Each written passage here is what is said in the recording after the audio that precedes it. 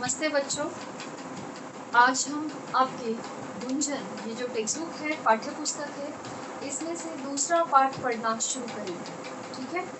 और इस पाठ का नाम है खुले आकाश में। ये जो पाठ है इसके लेखक है जसवंत सिंह गिरदी। हालांकि ये पंजाबी भाषा में लिखी गई एक कहानी है जिसे बाद में हिंदी में अनुवादित किया गया है। ठीक है।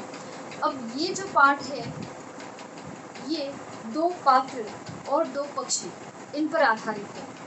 पाठ बहुत ही छोटा सा है लेकिन बहुत अच्छा है और समझने के लिए बहुत आसान है, और साथ ही साथ ये पाठ हमें एक अच्छी सीख देता है। सीख इस प्रकार से है कि जीवन में संघर्ष अटल होता है। यूँ समझ लो कि जीवन का दूसरा नाम ही संघर्ष होता है। अगर हमें जीवन में सफलता पानी है तो उसके लिए मेहनत करना और मुश्किलों से जूझना, इसके अलावा हमारे पास कोई और पर्याय होता नहीं है। सफलता पाने के लिए मेहनत करना ज़रूरी होता ही है, लेकिन साथ ही साथ संघर्ष करना, जो भी मुसीबतें हमारे रास्ते पर आती है उनसे लड़ना और अपनी उमंगों को बनाए रखना, ये भी बहुत आवश्यक होता है। और इसी बात पर ये पाठ प्रकाश डालता है, हमें समझाता है। ठीक है। अब इस पाठ में जो पात्र हैं उनके पहले हम उनका परिचय देखेंगे। सबसे पहले है लेखक। अब बच्चों, कोई भी पाठ जब हम पढ़ते हैं तो पाठ का नाम सुनते ही सबसे पहले हमें उस पाठ के पात्र तुरंत याद आने चाहिए, क्योंकि जब हमें उस पाठ के पात्र याद होते हैं तभी हमें उसकी कहानी अपने आप ध्यान में रहती है। तो ये बात आप ध्यान में रखना, जब भी आप कोई भी पाठ पढ़ेंगे तो पाठ पढ़ने के साथ साथ उसके पात्रों को भी याद करना मत भूलिए। ठीक है। तो सबसे पहले इस कहानी के हम पात्र देखेंगे। पहले जो पात्र है वे है हमारे लेखक, फिर उनकी पत्नी। अब लेखक जो है वो बहुत ही प्रैक्टिकली विचार करने वाले व्यक्ति है, जो बहुत ही समझदार है और दूसरों को या किसी भी प्राणी को दूसरों के ऊपर निर्भर नहीं रहना चाहिए, बल्कि अपनी लड़ाई खुद लड़नी चाहिए, ये मानने वाले हैं। और उनकी पत्नी जो है बहुत ही दयालु स्वभाव की है, बहुत ही समझदार है और पक्षियों से प्रेम करती है। उसके बाद है चिड़िया और शार्के। ये दोनों ही पक्षी है। इसमें से चिड़िया जो है ये बहुत ही छोटा सा और बहुत ही भोला और सहनशील पक्षी है, जो दूसरों के अत्याचारों को सहन करता है, लेकिन जरूरत आने पर सारी चिड़ियाएं एक होकर लड़ती भी हैं। और उसके बाद है शार्के। शार्के जो है ये दूसरों को परेशान करने वाला, तकलीफ देने वाला या दूसरों को परेशान करने में ही जिनको आनंद मिलता है, ऐसे आदमियों का, ऐसे लोगों का ये एक प्रतीक है शार्के, ये पक्षी। ठीक है। अब हम कहानी की ओर बढ़ते हैं। ये जो कहानी है इसमें बताया गया है कि लेखक के घर के पीछे लेखक की पत्नी, जो कि बहुत पक्षियों से प्यार करती थी, चिड़ियों से, पक्षी प्रेमी है, और इसीलिए वो अपने घर के पीछे जो खुली जगह है वहाँ पे रोटियों के टुकड़े या दाने वगैरह डाला करती थी पक्षियों के लिए, चिड़ियों के लिए। चिड़ियाएँ जो है वो भी वहाँ पे घर बनाया करती थी, घोंसला बनाया करती थी। लेकिन ये शार्के जो है, जब चिड़िया वो तिनका जो सूखी घास के टुकड़े या जो भी वो उनका जो घोंसला बनाने के लिए जो भी आवश्यक सामान होता है, जब ये चिड़ियाएं ढूंढ कर लेके आती थी, ये शार्के उन तिनकों को बिखेर देती थी या उनके घोंसलों को तोड़ देती थी, जिसके कारण उन चिड़ियों के अंडे भी कई बार टूट गए। तो लेखक की पत्नी को उन शार्कों से बड़ा ही गुस्सा आ जाता था, क्योंकि ये शार्के बेवजह चिड़ियों को परेशान करते थे। एक बार ऐसे ही कुछ शार्के और चिड़िया दोनों में संघर्ष जो है वो चल रहा होता है। उसकी आवाज़, उस संघर्ष की आवाज़ लेखक के घर में आने लगती है और लेखक की पत्नी को रहा नहीं जाता और लेखक की पत्नी तुरंत दौड़ी चली जाती है, लेकिन लेखक उसे रोकते हैं और अपनी पत्नी को समझाते हैं कि हर प्राणी को अपनी लड़ाई खुद ही लड़नी चाहिए। हर पशु को, हर प्राणी को, हर जीव को अपनी लड़ाई खुद लड़नी चाहिए, बल्कि हर प्राणी में, हर जीव में लड़ने की क्षमता होती है, संघर्ष करने की क्षमता होती है, और इसी क्षमता को हमें जीवित रखना चाहिए।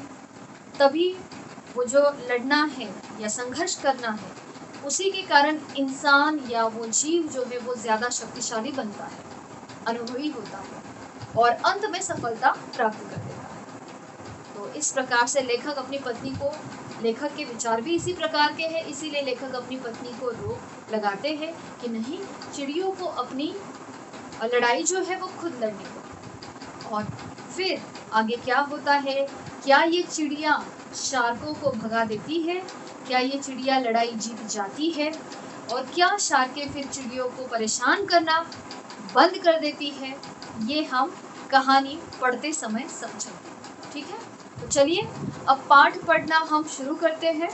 इस पाठ का नाम है खुले आकाश में। तो इस प्रकार से खुले आकाश में मतलब जब वो चिड़ियाएं अंत में, इस कहानी के अंत में जब चिड़ियों की जीत होती है, तब खुले आकाश में वो विचरण करना शुरू कर देती है, यानी उड़ना शुरू कर देती है। इसीलिए इस पाठ का नाम क्या है, खुले आकाश में। अब सबसे पहले हम पाठ की जो प्रस्तावना है, यहाँ पे पाठ की प्रस्तावना दी गई है, आप देख सकते हो।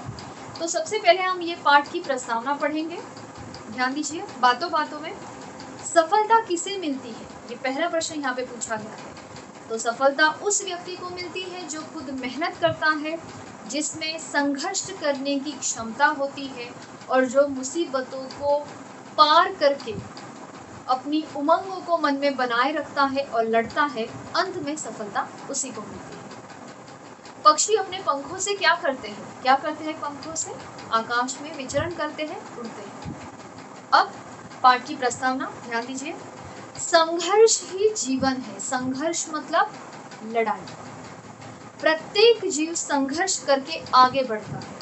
ऐसा जीवन में कोई भी ऐसा व्यक्ति आपको मिलेगा नहीं जिसको सब एकदम आसानी से मिल गया है। हर व्यक्ति को कुछ पाने के लिए, अपने बलबूते पर अगर हमें कुछ पाना है तो संघर्ष जो है वो करना ही पड़ता है।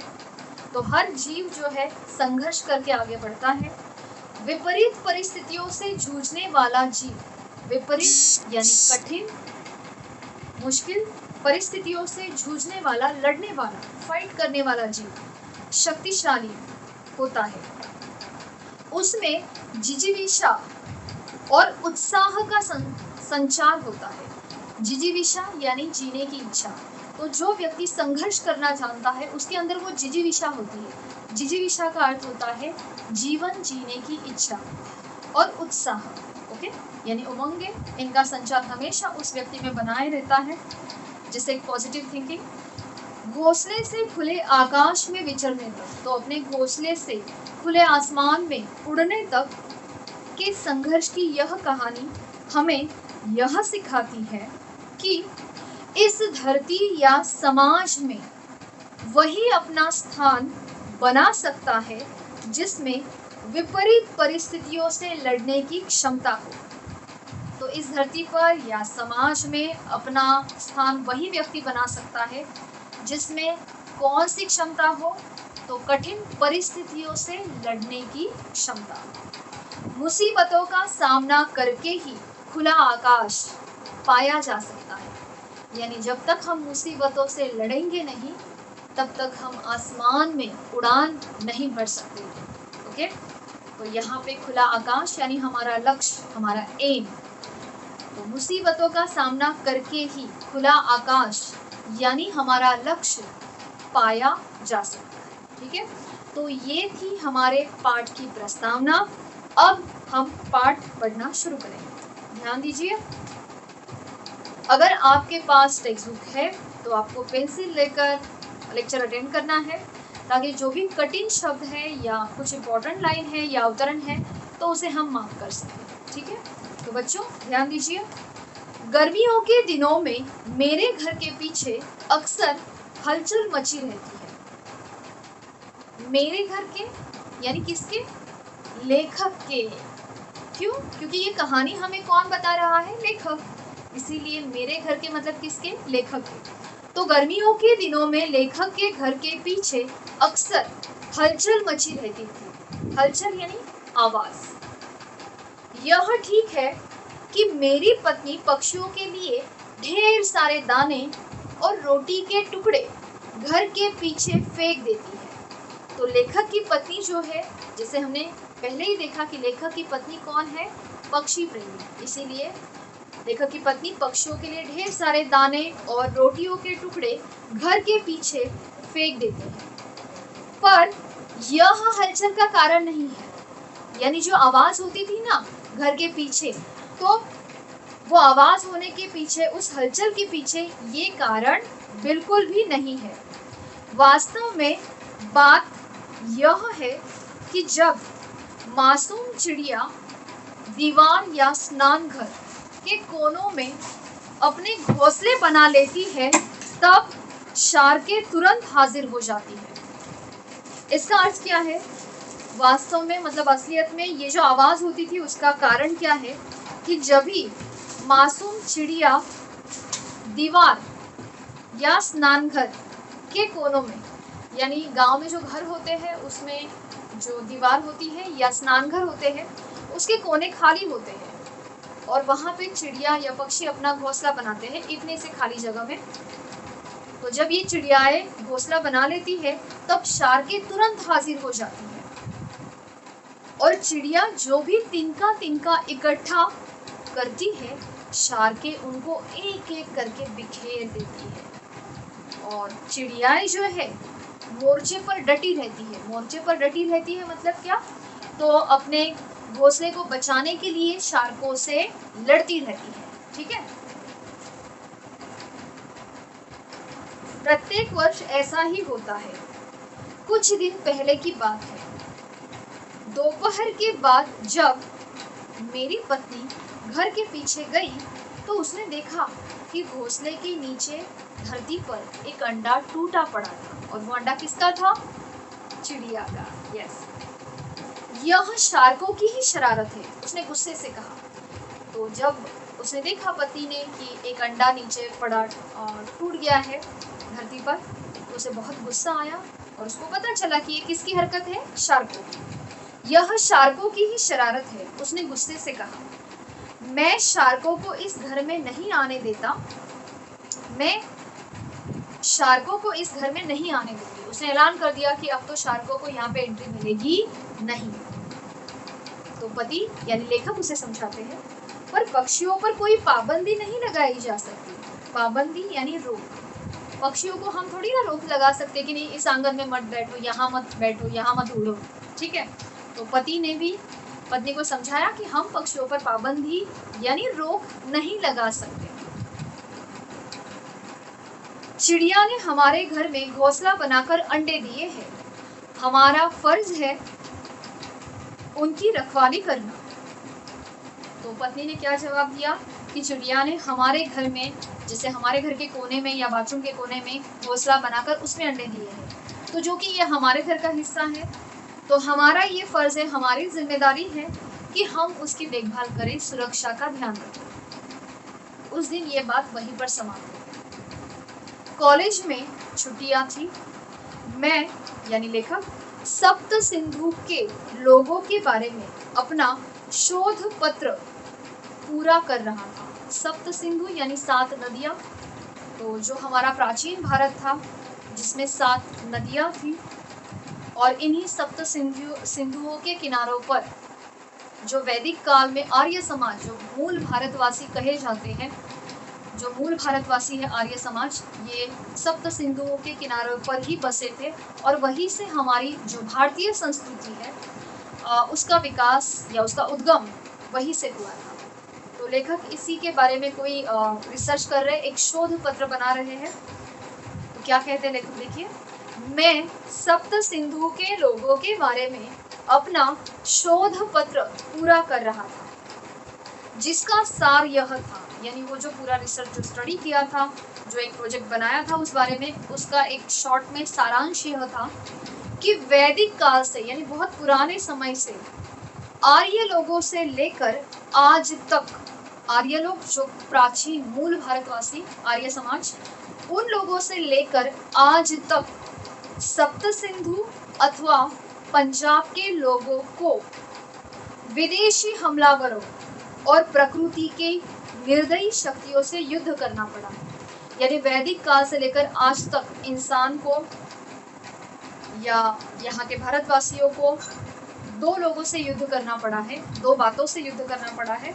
पहला है विदेशी हमलावर यानी शत्रु, विदेशी शत्रु जैसे अंग्रेज थे वैसे, और दूसरा है प्रकृति की निर्दयी शक्तियाँ, यानी कभी कभी प्रकृति भी अपना बहुत भयंकर रूप दिखाती है, जैसे बाढ़ आती है, जैसे भूकंप होता है। ओके, और तो इन्हें ये जो प्रकृति का ये जो भयंकर रूप होता है जो विनाश करता है इंसानों का, प्रकृति का, तो इन्हें कहा गया है प्रकृति की निर्दयी शक्तियाँ। तो प्राचीन काल के आर्य समाज से लेकर अभी तक के आधुनिक लोगों तक दो चीज़ों से, दो बातों से लड़ना पड़ा है, युद्ध करना पड़ा है। एक है विदेशी हमलावर और दूसरी है प्रकृति की निर्दयी शक्तियाँ। तब जाकर वे अपने आप को इस धरती पर स्थापित कर सके, तब जाकर लोग इस धरती पर अपने आप को बसा सके। मतलब बिना संघर्ष के, आर्य समाज से ही ये संघर्ष चल रहा है और बिना संघर्ष के इंसान अपने आप को बसा भी पाया नहीं। अब तो इस धरती पर वातावरण में ऐसे शौर्यपूर्ण भाव व्याप्त है, शौर्यपूर्ण यानी शूरता से, वीरता से भरे हुए, कि जो हर किसी को जुर्म के विरुद्ध खड़े होने के लिए प्रेरित करते हैं। तो अब तो इस वातावरण में हमारे भारत में वीरता के भाव इतने भरे हुए हैं कि बस कहीं पे भी थोड़ा भी जुर्म होता है तो उस जुर्म के खिलाफ हम खुद ही अपने इतिहास को देखकर प्रेरित हो जाते हैं। हमें हमारा इतिहास ही इंस्पायर करता है, प्रेरणा देता है कि हम उस जुर्म के खिलाफ लड़े, संघर्ष करें। ओके, तो यहाँ पे लेखक ने हमें इस पैराग्राफ के द्वारा, इस पाठ के, इस छोटे से पाठ के द्वारा हमें लेखक क्या समझाना चाहते हैं कि प्राचीन काल से इंसान को संघर्ष करना पड़ा है और इसी संघर्ष का परिणाम आज है कि आज हम अच्छा खासा जीवन जी रहे हैं। ठीक है, तो संघर्ष चाहे विदेशी शत्रुओं से हो या संघर्ष चाहे प्रकृति से। ओके, अब आगे। एक दिन दोपहर के वक्त मेरी आंख लगी ही थी कि मैंने घर के पिछवाड़े में पक्षियों की चीख पुकार और बहुत जोर का शोर सुना। मैं तुरंत उठकर बैठ गया। मेरी पत्नी कह रही थी, ये शार्के चिड़िए के बच्चे को नहीं छोड़ेगी। इतना जोर से शोर हुआ कि दोपहर के वक्त ये सोए थे तो तुरंत जाग गए इतनी आवाज़ सुनकर। और पत्नी क्या कह रही थी कि ये शार्के चिड़ियों के बच्चों को आज छोड़ेगी नहीं। क्या कर लेगी? लेखक ने क्या पूछा, क्या कर लेगी? पत्नी ने कहा, मार देगी। क्यों? क्या पक्षियों में भी ईर्ष्या होती है? ईर्ष्या यानी जलन, जेलसी। ओके, तो लेखक ने क्या पूछा कि क्यों मारेगी? क्या पक्षियों में भी ये जलन के, ईर्ष्या के भाव होते हैं? तो पत्नी क्या कहते हैं, देखो लेखक की, आपका क्या ख्याल है, सिर्फ आदमियों में ही होती है? मतलब आपको क्या लगा कि ईर्ष्या के भाव, जलन के भाव क्या सिर्फ इंसानों में ही होते हैं? अभी हम बात कर ही रहे थे कि चिड़ियों की चींची का बहुत बड़ा तूफान उठा।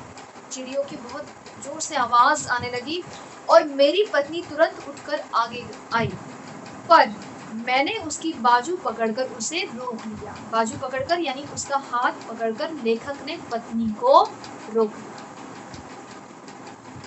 क्या बात है? पति ने पूछा, क्या बात है, क्यों रोक रहे हो? चिड़ियों को अपनी सहायता स्वयं करने दो, मैंने कहा। यानी लेखक ने क्या कहा कि चिड़ियों को अपनी मदद खुद करने दो, अपनी लड़ाई खुद लड़ने दो। वह एकदम बोली, वे कमजोर है।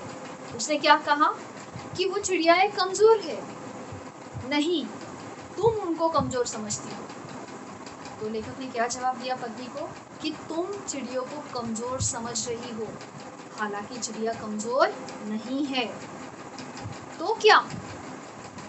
तुम उनको शार्कों के विरुद्ध लड़ने दो। लेखक ने पत्नी को समझाया कि तुम चिड़ियों को शार्कों के विरुद्ध, उनके खिलाफ लड़ने दो।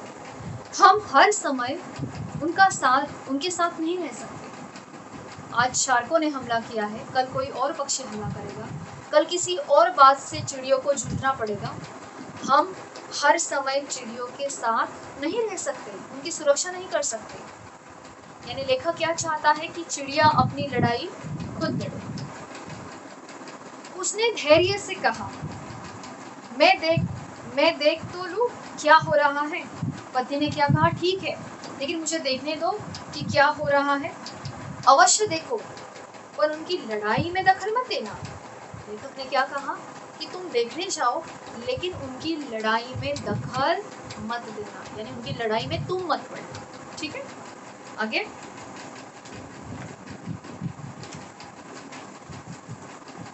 इस तरह बुराई को बढ़ावा मिलता है, उसने प्रतिवाद किया। तो पत्नी ने क्या कहा कि अगर आप मुझे ऐसे रोकेंगे चिड़ियों को बचाने के लिए, तो फिर हम बुराई को बढ़ावा दे रहे हैं, ऐसे होगा ना। लाइक हम किसी कमजोर की मदद नहीं करते हैं। इसका मतलब क्या, हम उस अत्याचारी प्राणी को बढ़ावा दे रहे हैं, उसके बुरे काम को, उसकी बुराई को बढ़ावा दे रहे हैं। पत्नी ने प्रतिवाद किया, प्रतिवाद यानी विरोध किया लेखक का। मैंने कहा, लेखक ने फिर समझाया पत्नी को, जिसके साथ बुरा होता है वह भी तो बुराई के विरुद्ध डटे। यानी जिसके साथ बुरा हो रहा है, अन्याय हो रहा है, उसका खुद का भी तो काम है कि वो खुद बुराई के खिलाफ लड़ाई करे, अपने अन्याय के खिलाफ संघर्ष करे। अच्छा, फिर लड़ने दे, पत्नी ने बात खत्म कर दी। दोपहर को हमने पीछे बरामदे में जाकर जाली के दरवाजे से देखा कि 5 शार्कों ने चिड़ियों के घोंसले को घेरा हुआ था। तो आप इमेजिन कर सकते हो, कल्पना कर सकते हो उस दृश्य की कि 5-5 शार्कें हैं और चिड़ियों के घोंसले को घेरा हुआ है। चिड़िया और चीड़ा, ओके, यानी फीमेल और मेल, चीड़ा यानी मेल और चिड़िया यानी फीमेल। तो चिड़िया और चीड़ा दोनों ही घोंसले के आगे बैठे शार्कों का मुकाबला कर रहे थे। यानी चिड़ा और चिड़िया दोनों मिलकर 5-5 शार्कों का मुकाबला कर रहे थे। कभी एक साथ 2 शार्कें घोंसलों पर हमला करती, तो कभी 3। कभी वो 2 शार्कें एक साथ हमला बोल देती घोंसले पर, कभी 3-3 शार्कें भी हमला कर देती। चिड़िया का बच्चा घोंसले के पीछे बैठा जोर जोर से ची ची कर रहा था। तो चिड़िया का जो बच्चा है बिल्कुल छोटा सा है, डर गया था इतनी सारी आवाज से, शार्कों के उस हमले से, और इसीलिए घोंसले के पीछे छिपकर जोर जोर से डर के मारे ची ची ची आवाज कर रहा था। पता नहीं क्या कह रहा, पता नहीं उसके ची ची करने के पीछे क्या भाव है। शायद वो बचाने के लिए आवाज लगा रहा है। चिड़ियों के घोंसले पर हमला करने वाली शार्कें बहुत लड़ाकू और फुर्तीली थी। लड़ाकू यानी बहुत ही लड़ने वाली, और फुर्तीली मतलब एकदम उत्साह से भरी, हमेशा लड़ने के लिए तैयार। ओके, उनका रंग सांवला और पीली नुकीली चोंचें थी। तो दिखने में कैसी होती है शार्कें, उसका वर्णन यहाँ पे दिया है। उनका रंग कैसा था, सांवला यानी काला, और पीली नुकीली चोंच, नुकीली यानी जिसकी नोक बहुत धारदार होती है। ओके, मैंने अपनी पत्नी से हंसकर कहा, शार्कों का रंग इनकी ईर्ष्या के कारण ही सांवला हुआ होगा। मतलब बहुत जलती है ना, शार्कें बहुत जलती है ना दूसरों से, शायद इसीलिए इनका रंग कैसा हो गया है, सांवला हो गया है, यानी काला हुआ है। उस समय जितने गुस्से से शार्कों ने चिड़ियों पर हमला किया और चिड़ियों ने उस हमले को रोका, वैसा अक्सर इंसान भी नहीं कर सकते। तो लेखक और उनकी पत्नी दोनों उस लड़ाई को देख रहे थे, और लेखक ने क्या महसूस किया कि जिस प्रकार चिड़ियों ने उन शार्कों का हमला रोका और लड़े वो चिड़ा और चिड़िया, उस प्रकार तो शायद इंसान भी नहीं लड़ सकते अपने दुश्मन से। दोपहर का समय था, पक्षी एक दूसरे का मुकाबला करके थक गए थे। अब बहुत समय से वो चिड़िया और शार्कें दोनों का ये संघर्ष चल रहा है, लड़ाई चल रही है, तो अभी थक गए थे। ऐसा लग रहा था कि शार्कें निराश हो गई। 5-5 शार्कें और 2 ही वो चिड़िया और चीड़ा। ओके, तो फिर भी वो शार्कें निराश हो गई थी, थक गई थी, जैसे कि वो अपने इरादे को पूरा नहीं कर पाई। जो घोंसला है वो उसको पूरी तरह से तोड़ देना, चिड़ियों को परेशान करना। उनकी उड़ान में अब पहले जैसा उत्साह नहीं था। किनकी उड़ान में? यस, शार्कों की उड़ान में। चिड़िया और चीड़ा भी डटे हुए थे। चिड़िया और चीड़ा भी थक गए थे लेकिन डटे हुए थे, लड़ने के लिए तैयार थे। भले ही वे थक गए थे, उनकी सांसें तेजी से चलती हुई प्रतीत हो रही थी। लड़ लड़ के थके थे, सांसें तेजी से चल रही थी, पर उनको लग रहा था कि अगर आज वे अपने बच्चे को न बचा सके तो शर्म से मर जाएंगे। चिड़ा और चिड़िया किसी भी हालत में अपने छोटे से बच्चे को बचाना चाहते थे और शायद उन्हें ऐसा लगता था कि अगर आज हमने इस बच्चे को नहीं बचाया तो हम तो शर्म से ही मर जाएंगे। बात क्या है? मैंने पूछा। एक बिल्ली भी घोंसले की ओर झांक रही है, पर वह ऊपर नहीं पहुंच सकती, मेरी पत्नी बोली। अब पत्नी जो है उनसे चिड़ियों की बहुत चिंता है, तो वो देख रही है कि एक बिल्ली जो है वो भी उस घोंसले पर झांक रही है कि कहीं वो बिल्ली उस चिड़िया के छोटे से बच्चे को अपना भोजन नहीं बनाना चाहती। तो चिंता हो रही है लेखक की पत्नी को। अब यहाँ पे लेखक फिर से अपनी पत्नी को समझाते हैं। चिड़ियों के दुश्मन बहुत हैं, मैंने कहा, पर फिर भी ये हर जगह होती है। मैंने क्या कहा?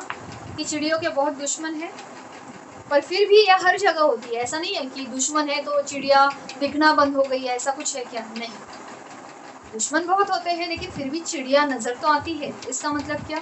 चिड़िया लड़ सकती है, संघर्ष करके जीवन जीती है, पर फिर भी ये हर जगह होती है। खुले आकाश में विचरती है, विचरना यानी उड़ना, और कभी किसी का भय भी नहीं मानती। उस समय हमने देखा कि चिड़िया ची ची करके शार्कों को ललकार रही थी कि हिम्मत है तो करो मुकाबला। उस समय चिड़िया क्या कर रही थी? ची ची करके आवाज कर रही थी, जैसे वो किसको ललकार रही है? शार्कों को, कि अगर तुम लोगों में हिम्मत है तो आओ लड़ो हमसे। मैंने कहा, लेखक ने अब ये सारी लड़ाई देखी थी तो लेखक ने अपनी पत्नी से कहा, हमलावर में तभी तक हिम्मत होती है जब तक कि कोई उसका मुकाबला नहीं करता। यानी जो अत्याचारी व्यक्ति होता है ना, हमला करने वाला, उसके अंदर तभी तक वो हिम्मत होती है, ताकत होती है, जब तक सामने वाला उसका मुकाबला नहीं करता। क्योंकि जुल्म करने वाले के पास प्राकृतिक शक्ति नहीं होती। प्राकृतिक यानी नेचुरल, नैसर्गिक। जो इंसान खुद को बचाना चाहता है ना, खुद के लिए लड़ना चाहता है, उसके अंदर वो लड़ने की क्षमता नेचुरली होती है, प्राकृतिक रूप से होती है। लेकिन जो जानबूझकर दूसरों को परेशान करना चाहता है या अत्याचार करना चाहता है, उसके अंदर वो शक्ति प्राकृतिक रूप से नेचुरली नहीं होती। वो शक्ति उसके अंदर कब आती है? जब सामने वाला उसका विरोध नहीं करता, उसके खिलाफ लड़ता नहीं, तब उसकी हिम्मत बढ़ती है, तब उसके अंदर वो ताकत भी आती है। समझे? तो यहाँ पे क्या बताया गया है कि हमलावर में, ये बहुत ही इंपॉर्टेंट है, अब इसको अंडरलाइन करना, हमलावर में तब तक ही हिम्मत होती है, अत्याचारी व्यक्ति में तब तक हिम्मत होती है जब तक कोई उसका डट के मुकाबला नहीं करता, यानी संघर्ष नहीं करता। क्योंकि जुल्म करने वाले के पास, जुल्म का अर्थ होता है अत्याचार, अन्याय, तो न्याय करने वाले के पास प्राकृतिक शक्ति नहीं होती। सूरज पश्चिम की ओर अस्त हो रहा था यानी सनसेट हो रहा था। हम लोग बरामदे में बैठे शाम की चाय पी रहे थे। अब तक बच्चे भी उठ गए थे, यानी लेखक के बच्चे, परंतु उनको बिल्कुल भी मालूम न था कि चिड़ियों ने शार्कों का कैसे मुकाबला किया, क्योंकि दोपहर के समय बच्चे सोए थे। तो ये जो लड़ाई थी शार्कों की और चिड़ियों की, ये किसने देखी थी? लेखक और उनकी पत्नी, बच्चों ने नहीं। मेरी पत्नी संतुष्ट थी, संतुष्ट यानी समाधानी, खुश थी, सेटिस्फाइड थी। किस बात से? कि फाइनली वो जो चिड़िया है उन्होंने शार्कों को भगा दिया। वह सोच रही थी कि अगर जुल्म करने वाले का मुकाबला किया जाए तो जुल्म रुक सकता है, यानी अन्याय करने वाले व्यक्ति के खिलाफ अगर हम संघर्ष करते हैं तो अन्याय आज नहीं तो कल रुकेगा ही, रुक सकता है। अभी हमने चाय खत्म भी नहीं की थी कि पीछे से फिर पक्षियों का शोर उठा। बेटा तेजी से आंगन की ओर बढ़ा और फिर तुरंत वापस आ गया। बोला, मम्मी जी भाग कर आओ। बेटे ने अपने आंगन में, घर के आंगन में ऐसा कुछ देखा कि तुरंत भाग कर आया मम्मी के पास, लेखक की पत्नी के पास, और उसे बुलाने लगा कि मम्मी जी भाग कर आओ। हम जल्दी सभी पिछवाड़े की ओर गए। दृश्य सचमुच ही दिलचस्प था, दिलचस्प यानी इंटरेस्टिंग, बहुत ही सुंदर था। चिड़िया का बच्चा घोंसले में से निकलकर आंगन में आ गया था। जो छोटा सा बच्चा शार्कों के हमले से डरा हुआ था, ची ची ची आवाज कर रहा था, अब वो बच्चा घोंसले में से निकलकर आंगन में आ गया था और सारी चिड़ियाएं उसको अपने साथ उड़ना सिखा रही थी। उसके पर उड़ने के लिए पूरी तरह तैयार थे और उसका शरीर भी ताकतवर था, मतलब वो इतना बड़ा था कि उड़ सकता था। उसके पैर में और उसके शरीर में वो ताकत आ गई थी और उसके पर यानी पंख उड़ने के लिए पूरी तरह से तैयार थे। यह तो कुछ ही दिनों में इतना बड़ा हो गया, मेरी पत्नी ने खुश होकर कहा। तो पत्नी ने उस बच्चे को देखा, चिड़िया के छोटे से बच्चे को, तो उसे बहुत खुशी हुई, अरे ये तो बहुत बड़ा हो गया। मैंने कहा तुम्हें मालूम नहीं, मुकाबला आदमी को शक्तिशाली बना देता है। तो जैसे कीड़ा और चिड़िया ने आज मुकाबला किया था, उसके वो छोटे से बच्चे ने भी वो मुकाबला देखा था, तो शायद उसी मुकाबले से उस बच्चे के अंदर भी ताकत आ गई थी। और इसीलिए लेखक कहते हैं कि मुकाबला आदमी को शक्तिशाली बना देता है। अगले ही पल एक जोरदार ची ची की आवाज गूंजी। वह बच्चा पूरे जोर से दीवार के ऊपर से बिजली के तारों को पार करता हुआ, जो बिजली के इलेक्ट्रिसिटी के तार होते हैं खंभों पर, उनको पार करता हुआ विस्तृत खुले आकाश में उड़ गया। और इस प्रकार से उस संघर्ष ने चिड़िया के उस छोटे से बच्चे को ताकतवर बना दिया। ठीक है, और यहाँ पे अपना पाठ पूर्ण हो गया है। अब हम इस पाठ के जो प्रश्न है, कुछ मौखिक और लिखित, और हम देखेंगे। आपको जो नोट्स मिले हैं उसमें आपके पास इन प्रश्नों के उत्तर होंगे ही, लेकिन एक बार हम इसमें जो जो छोटे प्रश्न हैं उन्हें एक बार सुलझाने का प्रयास करेंगे। और जो नोट्स आपको दिए गए हैं उसमें टेक्सचुअल जो क्वेश्चन है, टेक्सचुअल टेक्स्ट बुक के जो प्रश्न है, पाठ्य पुस्तक के, उनके तो उत्तर आपके पास होंगे ही। साथ ही साथ आपको एलीट ट्यूटोरियल्स की ओर से जो नोट्स दिए गए हैं उसमें अतिरिक्त प्रश्न हैं, वो भी आपको पढ़ने हैं और इस पाठ को अच्छी तरह से समझकर रिवाइज करना है। ठीक है, अब हम इस पाठ के कुछ प्रश्न देखते हैं।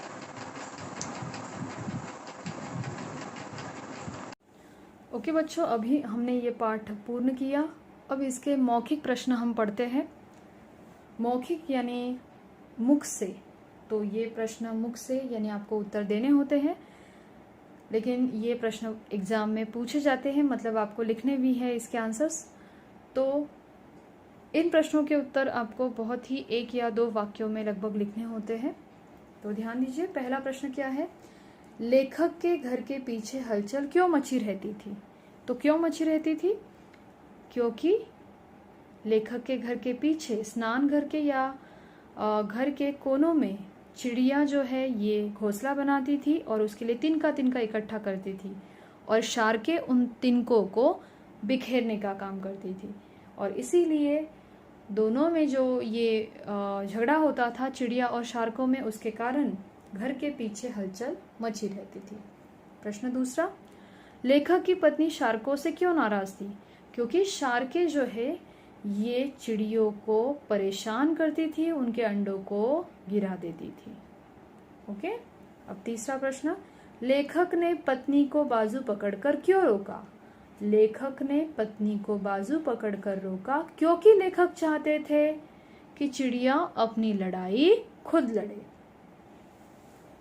अगला प्रश्न, चिड़ियों और शार्कों के माध्यम से लेखक क्या संदेश देना चाहते हैं? तो चिड़ियों और शार्कों के माध्यम से लेखक यह संदेश देना चाहते हैं कि हर व्यक्ति में मुकाबला करने की शक्ति होती है, संघर्ष करने की शक्ति होती है, अतः हर प्राणी को, हर जीव को परिस्थिति या मुसीबतों के खिलाफ अपनी लड़ाई खुद लड़नी चाहिए, क्योंकि जो व्यक्ति मुकाबला करता है या कठिन परिस्थितियों से लड़ता है, अंत में सफलता उसी को मिलती है। ठीक है, तो ये अपने मौखिक प्रश्न हैं। इसके बाद कुछ लिखित प्रश्न भी होते हैं। लिखित यानी उनके आंसर जो है, उनके उत्तर जो है ये आपको बड़े लिखने होते हैं और आपको जो नोट्स दिए जाएंगे उसमें इन सारे प्रश्नों के उत्तर होंगे। तो वे प्रश्न हमें यहाँ पे डिस्कस करना पॉसिबल नहीं है, तो आपको जो नोट्स दिए जाएंगे उसमें से आप लिखित प्रश्नों के उत्तर ज़रूर पढ़ना। अब इसके आगे कुछ और छोटे प्रश्न हैं, वे हम देखेंगे। ओके बच्चों, ये अगला प्रश्न देखिए, हाँ या ना में उत्तर दीजिए। इसमें पहला प्रश्न, शार्कों ने लेखक के घर में घोंसला बना लिया था। क्या है उसका उत्तर? ना, क्योंकि घोंसला किसने बनाया था? चिड़ियों ने बनाया था, तो इसका उत्तर नहीं में आएगा। घोंसले से अंडा गिर पड़ा था। क्या आएगा इसका उत्तर? यस, हाँ, चीड़ा चिड़िया शार्कों से मुकाबला कर रहे थे, इसका भी उत्तर हाँ ही आएगा। बिल्ली चिड़िया के बच्चों को खा गई थी। नहीं, चिड़िया का बच्चा उड़ना सीख गया था। तो बिल्कुल सही, पाठ के अंत में चिड़िया का बच्चा उड़ना सीख जाता है। अब ये अगला प्रश्न देखिए, सही विकल्प चुनकर, सही विकल्प यानी सही पर्याय, जो उत्तर आपको दिए जाएंगे दिए हैं आगे, उसमें से सही पर्याय चुनकर आपको सही उत्तर लिखना है। तो इसमें पहला प्रश्न देखिए, लेखक की पत्नी घर के पीछे क्या फेंकती थी? कूड़ा करकट, बचा हुआ खाना, चिड़ियों के लिए दाने और रोटी के टुकड़े, कुत्ते के लिए रोटी। तो बच्चों कौन सा आंसर है इसमें से? ये वाला, राइट। दूसरा प्रश्न, शार्कों का रंग रूप कैसा था? पहला पर्याय देखिए, सांवला रंग, पीली नुकीली चोंच, भूरा रंग, काली चोंच, नीला रंग, लाल छोटी चोंच और सांवला रंग, लाल चोंच। तो इसमें से कौन सा उत्तर सही है? सांवला रंग और पीली नुकीली चोंच। आगे, चिड़िया कैसे लोगों का प्रतिनिधित्व करती है? समझदार लोगों का, कमजोर लोगों का, मुसीबतों से मुकाबला करने वाले लोगों का या फिर गरीब लोगों का? तो चिड़िया किन लोगों का प्रतिनिधित्व करती है? मुसीबतों से मुकाबला करने वाले लोगों का। ठीक है। अब बच्चों यहाँ पे कुछ आगे भाषा ज्ञान में प्रश्न दिए गए हैं। विलोम शब्द, ये भी हम देखते हैं।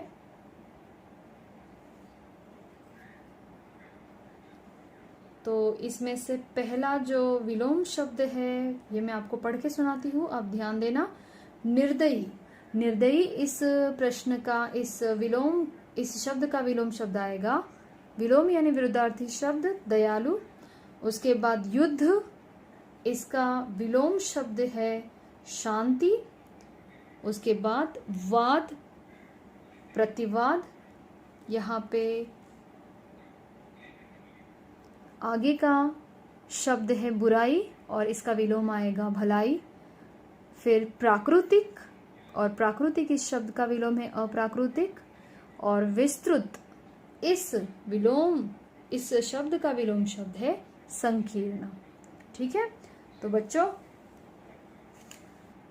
इस प्रकार से हमने आज आपके गुंजन इस पाठ्य पुस्तक का दूसरा पाठ, जिसका नाम है खुले आकाश में, यह पूर्ण कर दिया। अगले वीडियो में हम फिर मिलेंगे नए पाठ के साथ। धन्यवाद।